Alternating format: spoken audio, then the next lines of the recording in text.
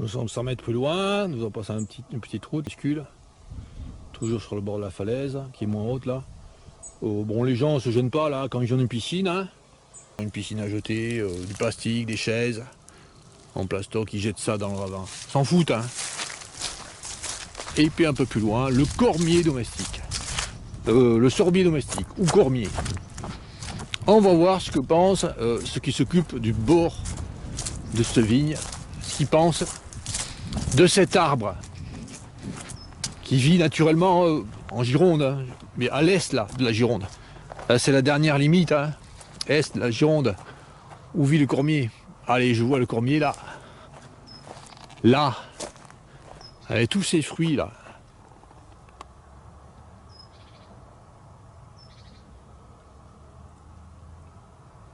La taille d'un cochonnet. Ces fruits délicieux. Ben, ils en pensent ça, les gens. Ils pensent qu'il faut faire ça. Il y a un engin qui est venu entretenir. Et regardez. Regardez cette grosse branche du cormier. Ben, elle a été massacrée. L'autre aussi. Massacrée, massacrée, massacrée. C'est des branches qui poussaient latéralement. Hein. Elles ne poussaient pas au-dessus de la vigne. Hein. Donc absolument n'importe quoi. Alors, les fruits du cormier, c'est délicieux. Hein. Ça se mange blette. Alors ça fait des petites poires. Comme ça. Comme des petites poires. On peut le manger très très mûr. Ça goûte un peu la poire. Mais c'est meilleur quand c'est blette. Alors, je mange celui-là. Elle commence à être blette.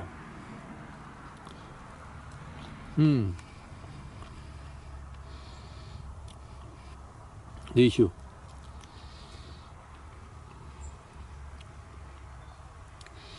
Je vais en prendre un blette. Là, celui-là. Là, c'est délicieux quand c'est comme ça.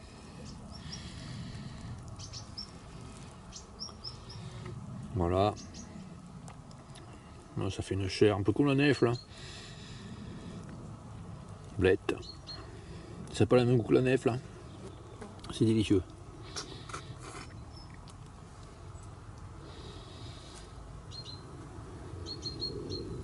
Ça fait des petits pépins plats.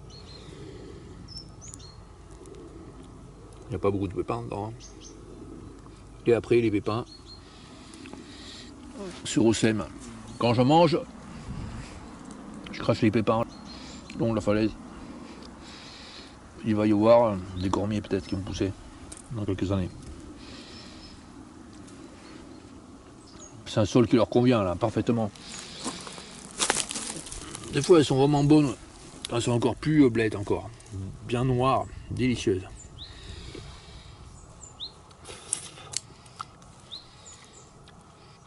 C'est corme.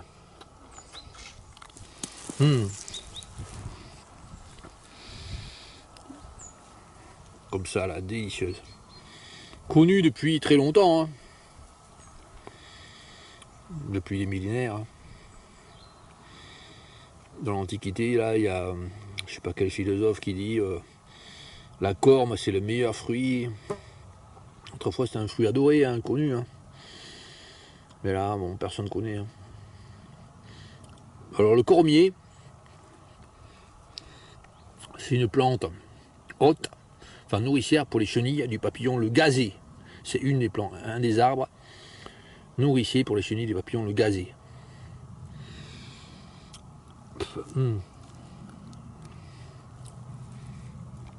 Ça les dit.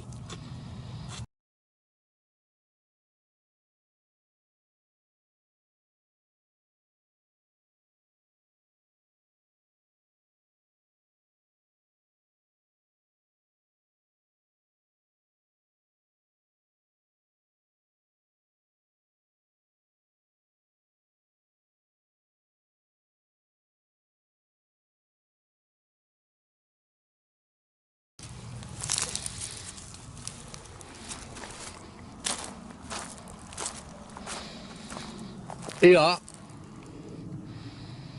du fait de la débilité généralisée, hein, du fait que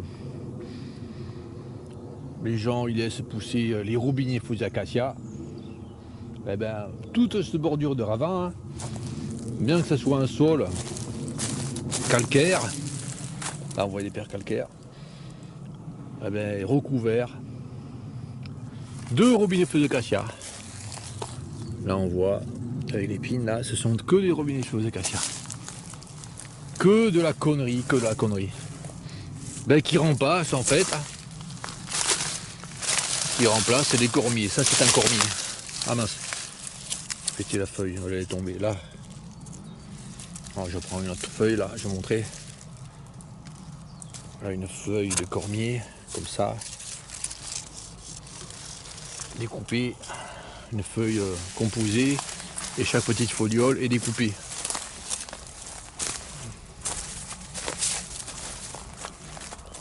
Alors ce qui pousse, la plupart des arbres qui poussent maintenant, le long de la falaise, sur ce secteur là, c'est des robinets faux d'acacia, qui ne permettent pas la vie, qui ne permettent pas la biodiversité, comme tous les arbustes que nous avions vers là-bas, hein, de l'autre côté, le long de la falaise. Hein.